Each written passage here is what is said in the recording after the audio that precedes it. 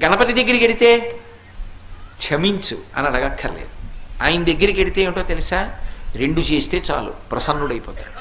ఒకటి ఇలా ఇలా ఇలా అంటే చాలు. మిటికలు ఈ 2 కణతల మీద 3 మాటలు కొడితే ఆయనకి సంతోషం. ఇలా కూడా అనక్కర్లేదు ఆయన దగ్గర. ఇలా కొట్టి ఈ చేతి మీద కుడి చేయి పైకొచ్చేట్టు ఎడం చేయి కిందకు ఉండేటట్టు పెట్టి కుడి చేత్తో ఈ చెవి చివరిని ఎడం చేత్తో ఈ చెవి చివరిని పట్టుకొని 3 మాటలు గుంజీలు తీస్తే ప్రసన్నుడైపోతాడు.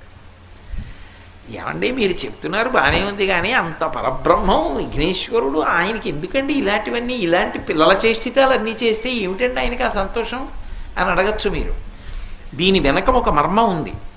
ఒకప్పుడు అగస్త్య మహర్షి మహానుభావుడు, సామాన్యుడు కాడైన ఆయన ఆ దక్షిణ దేశంలో ద్రవిడ దేశం దగ్గర ఒక పర్వతం మీద కూర్చొని తపస్సు చేస్తున్నాడు. ద్రవిడ